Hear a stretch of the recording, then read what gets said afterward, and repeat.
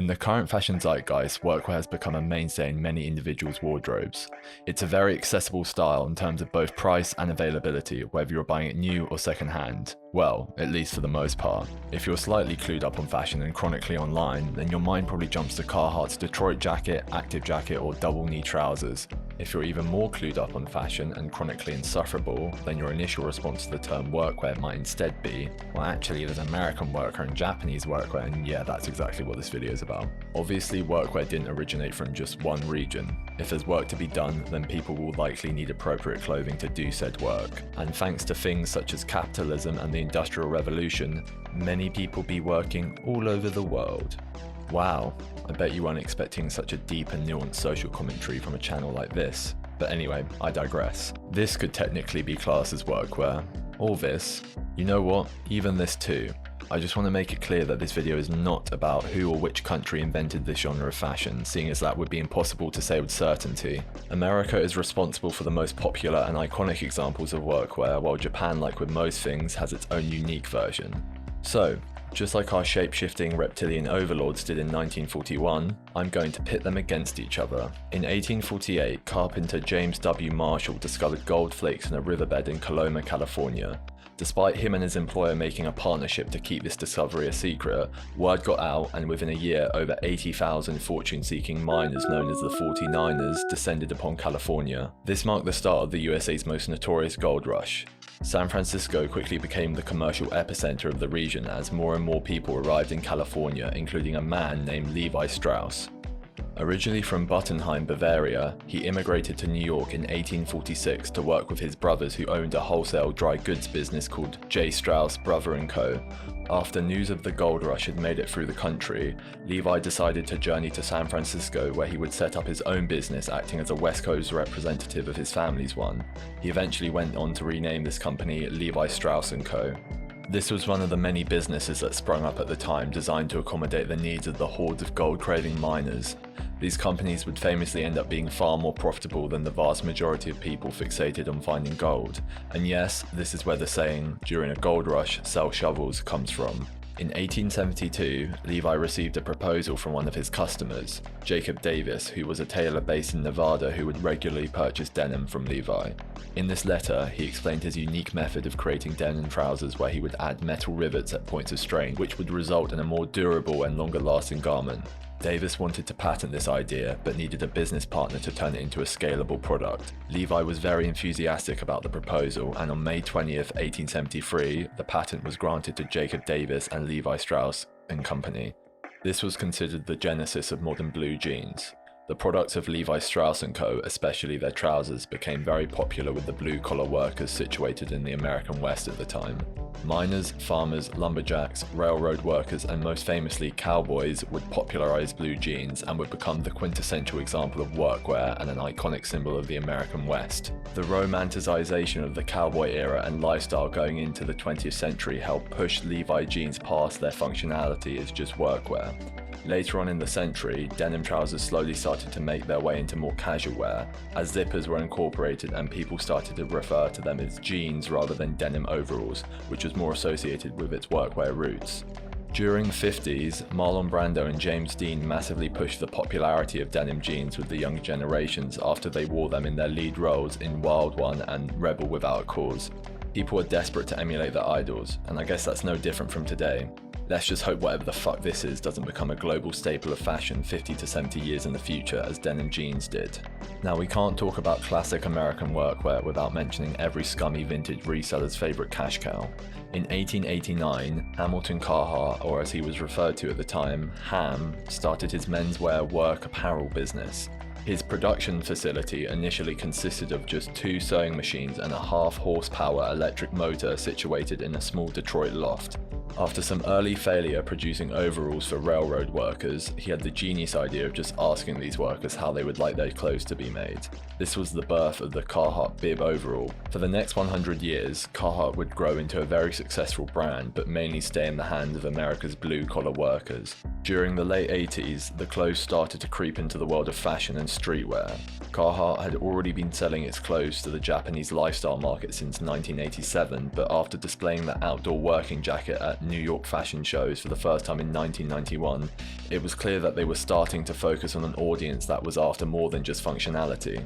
By 1993, Carhartt was leading the workwear trend, with graffiti writers, skateboarders and other streetwear enjoyers proudly wearing the brand. Very soon after, the hip-hop and rap scene would get involved, and this would push Carhartt to new levels of popularity and coolness with the younger generations, and would even make it into fashion publications such as Vogue and Harper's Bazaar.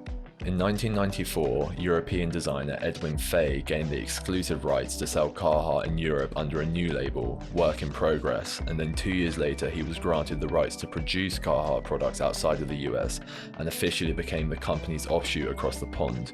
To summarize the difference between the two brands, Work in Progress is basically just a self-gentrified version of Carhartt where they pretty much sell the same shit but at a much higher price, as it's being marketed towards fashion-forward Europeans instead of American blue-collar workers. Yeah, they do sell a larger range of fashionable clothes and collaborations, but their most sought-after items are mainly just repackaged versions of Carhartt classics.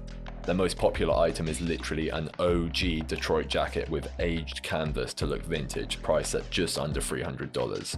They really took a page out of this guy's book. Despite the Work in Progress slander, Carhartt as a whole is personally my favourite workwear brand, and I'm sure a lot of people would say the same thing. American workwear in general has cemented itself as a staple of fashion, which is arguably timeless due to how it's been integrated into so many subcultures. An example of this would be skateboarding, with Dickies work pants becoming the trendiest trousers to bust your no-complies in during the mid-2010s. The brand has since embraced this and even created a whole division of the company dedicated to skateboarding, with a pro team including heavy hitters such as Tom Knox and Jamie Foy on their roster. Different styles and products offered by these workwear companies are what we see come in and out of fashion rather than the brands as a whole. They remain timeless as their clothes are always accessible to the masses while also embracing the subcultures that embrace them. Now, it's time for us to take a trip across the Pacific Ocean. Despite having a reputation for being one of the world's epicenters for fashion, Japan is not really a notorious powerhouse of workwear like the US. Well, minus their reputation for making American denim products better than America itself, but that's more of a high-end thing and a different story for a different video. If we're talking about Japanese workwear, then there's no better place to start than with these bad boys. At first glance, a somewhat in the know fashion enjoyer might think I took this image from a grailed listing for a fucked up pair of Margiela boots, but no, these are actually an example of traditional Japanese tabis. Originally starting as simple socks made out of imported Chinese cotton, this split-toe design was developed sometime during the 15th century to accommodate thonged footwear such as wooden geta sandals. These eventually evolved into proper shoes when materials such as leather were used to make them more sturdy. These were called jika tabi, which translates to tabi that touches the ground. Tabis and jika tabis were popular among the Japanese, including the samurai, for centuries. However, it wasn't until the 20th century that they gained their reputation as modern workwear. In 1922, the Bridgestone Tire Company founders and brothers, Tokijiro and Shojiro Ishibashi, invented the rubber-soled jika tabi, and not long after they started to be adopted by construction workers, farmers, gardeners, rickshaw pullers, and even labourers. The popularity among blue-collar workers was due to the upper being made of tough material while the rubber sole was heavy-duty and flexible. Despite facing competition from steel-toed boots, many workers opted for jika tabis due to their superior flexibility and toe mobility, granting the user a greater degree of grip when compared to the more rigid footwear options. In more recent times, steel-toed jika tabis have been introduced, so maybe they have now reached the pinnacle of work, footwear, performance and safety, unless these tabi tims somehow take the crown. A specific group of people known for wearing jika tabis, and more importantly their overall style, are the high-rise construction specialists of Japan known as Tobi Shokunin. Tora Ichi is a workwear brand known for dressing the Tobi Shokunin workforce since 1959 with their yearly Tobi catalogue. A recurring item from the brand, and arguably the signature garment of these construction workers, are the Tobi trousers, which have an extremely wide fit which tapers at the shins. One look at these extremely baggy trousers and most people would be baffled by how these aren't considered a massive safety hazard and a one-way ticket to getting a live leak logo appear above your head. However, this loose fit provides multiple benefits to these construction workers. The fit allows for unrestricted maneuverability, which is important for the craft as the workers are required to be able to swiftly traverse around scaffolding. They also provide protection from sparks, and workers swear that the loose fabric functions like cat whiskers, alerting the wearer of dangers by brushing against obstacles or flapping in the wind as they approach the edge of skyscrapers. People commonly talk about clothes being an extension of oneself in an artistic or metaphorical sense, but for the Toby workers, this applies in a more tangible and functional way, as these trousers enhance their spatial awareness. These trousers went on to be embraced by other areas of Japanese fashion, including the work of Yohji Yamamoto, who is said to have taken inspiration from them within his own designs. Extremely wide trousers are often associated with Japanese streetwear, and I think this fed into the global fashion world's obsession with baggy trousers in recent times. An example of this is the Japanese brand Needles and their HD pant silhouette, which has become very popular among Western fashion enjoyers over the past few years. It's not officially stated by the brand, but the balloon style design hints at an inspiration from Toby fashion. I see these all the time on social media, around central London, and occasionally when I look down, because I personally own a pair of them. Whether it's Japanese or American workwear, both have proven to have had an impact on fashion that goes beyond just functionality, and despite having roots that go back hundreds of years, they are still proving to be influential in the modern landscape of fashion. Comparing the two, it seems like the US has more of a focus on affordability and durability, while Japan values extreme functionality. Overall, both are very cool, and I'm sure we will see them continue to influence future fashion trend cycles for decades, if not centuries to come.